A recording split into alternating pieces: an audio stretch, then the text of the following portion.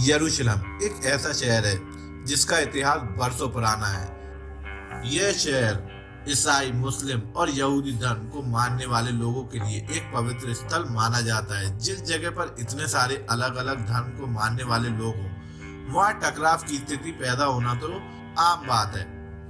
Israel के अनुसार यरूशलेम इजराइल की राजधानी है, लेकिन दुनिया के ज्यादातर देश ऐसा नहीं मानते। इसलिए इजराइल में सिर्फ देशों के काउंसलेट हैं और उनके दूतावास तेल अवीव में है। इजराइल को लेकर यहूदी और मुसलमानों के बीच टकराव आए दिन बना रहता है। स्थिति वैसी की वैसी है। उसी वजह से हमास और इजराइल युद्ध चल रहा है दोस्तों। एक तरफ इजराइल यरूशलेम पर अपना दावा करता है, तो दूसरी तरफ फिलिस्तीन इसे अपना आधिकारिक क्षेत्र बताता है दोस्तों। तो दोस्तों अंत तक बने रहिए, बहुत ही इंफॉर्मेटिव और नॉलेजेबल वीडियो का। और मेरे चैनल को लाइक एंड सब्सक्राइब जरूर करिए और अपने कमेंट्स में अपनी राय जरूर बताइए। तो चलिए दोस्तों शुरू करते हैं। इतिहास के पन्नों को पलट कर देखा जाए तो यरूशलेम पर कभी ईसाइयों, कभी मुसलमानों, तो कभी यहूदियों का अधिकार रहा है दोस्तों। इस शहर को पाने के लिए ना जाने कितने लोग मरे हैं और ना जाने कितने बादशाहों ने इस पर राज किया है। आज भी यरूशलेम को लेकर जो टकराव की स्थिति हमास और इजराइल के बीच में, उसका कारण है उसका इतिहास। अगर इतिहास के पन्नों को पलट कर देखा जाए तो इस शहर के साथ बहुत सी धार्मिक कहानियां जुड़ी हुई हैं दोस्तों, जिसकी वजह से ये शहर यहूदी, ईसाई और इस्लाम धर्मों को मानने वाले लोगों की भावनाओं का केंद्र माना गया है दोस्तों। 3000 साल पहले की कहानी है ये दोस्तों। 3000 साल पहले हिस्टोरियंस की माने तो इस शहर में सबसे पहले इंसान 3500 बीसी के आसपास आकर बसे थे। लगभग 3000 साल पहले किंग डेविड ने यरूशलेम को जीत लिया था और इसे अपनी यहूदी साम्राज्य की राजधानी बनाया था। उसने प्राचीन इजराइल में रह रही सभी ट्राइबल्स को इकट्ठा कर लिया था। उसके बाद उसके बेटे सुलेमान ने अपने पिता के बनवाए साम्राज्य का विस्तार भी किया। सुलेमान ने ही शहर के सबसे पहले पवित्र मंदिर का निर्माण भी किया था दोस्तों। इस पीरियड को फर्स्ट टेम्पल पीरियड भी कहा जाता है दोस्तों। अगले 400 साल तक यरूशलेम उनके बनाए राज्य की राजधानी बना रहा। इसके बाद 586 बीसी में बेबीलोनिया किंग नेबूकदनेस्सर ने इस पर कब्जा कर लिया। उसने इस शहर को तहस नहस कर डाला और पूरा तोड़ फोड़ दिया और मंदिरों को भी तोड़ मोड़ दिया। यहूदियों पर तरह तरह के अत्याचार होते रहे और उन्हें शहर के बाहर भी निकाल दिया गया दोस्तों। लेकिन इसके 50 साल बाद फारसी राजा साइरस द ग्रेट ने इस शहर पर कब्जा कर लिया और यहूदियों को इस शहर में प्रवेश करने की आज्ञा दे दी। साइरस ने ही पवित्र मंदिर का फिर से निर्माण करवाया। इसे period of second temple period भी कहा जाता है दोस्तों। 332 बीसी में लगभग पूरी दुनिया पर राज करने वाले सिकंदर द ग्रेट ने इस शहर को अपने कब्जे में ले लिया था। सिकंदर की मृत्यु के बाद उसका पूरा साम्राज्य वर्ष डाइड कोची में उसके जनरल के बीच में बट गया था दोस्तों। आगे के वर्षों में इस शहर पर कईयों ने राज किया, जिसमें रोमन, पर्शियंस, अरब, तुर्की, क्रूसेडर्स, इजिप्टियंस और इस्लामिस्ट प्रमुख थे। 63 बीसी में यरूशलेम को Roman general pop the great ने अपने कब्जे में ले लिया था। रोम की तरफ से एक लोकल ट्राइबल के चीफ हेरोल्ड को इस एरिया का किंग भी बना दिया गया था दोस्तों।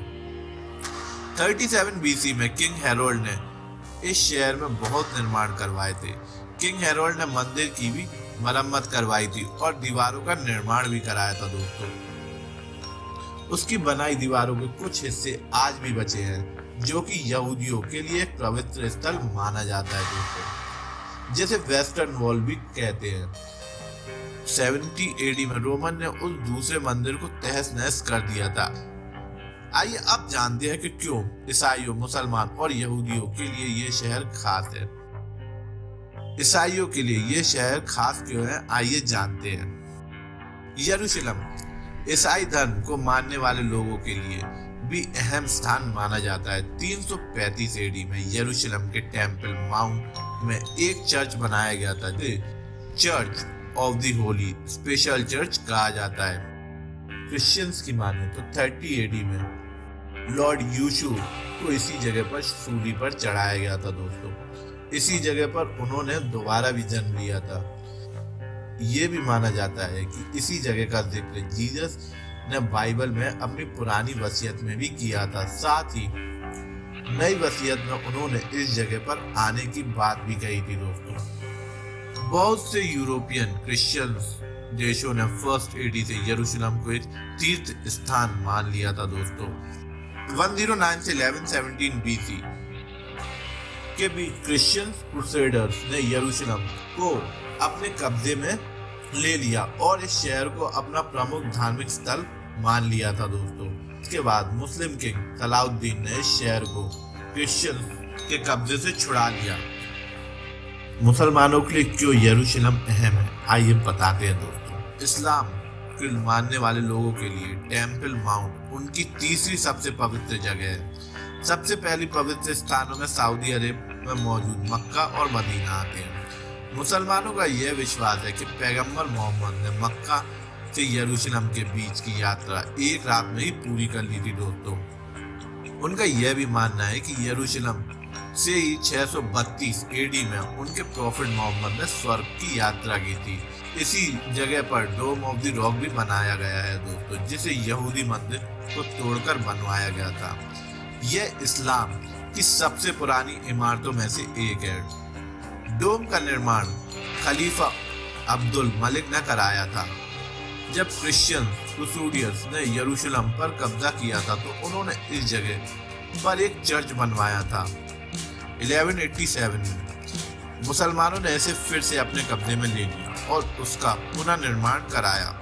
डोम ऑफ द रॉक के पास ही चांदी की गुंबद वाली एक मस्जिद है, जिसे अल अक्सा मस्जिद भी कहा जाता है दोस्तों। मुसलमानों के लिए डोम ऑफ द रॉक और अल अक्सा मस्जिद दोनों ही पवित्र स्थान है।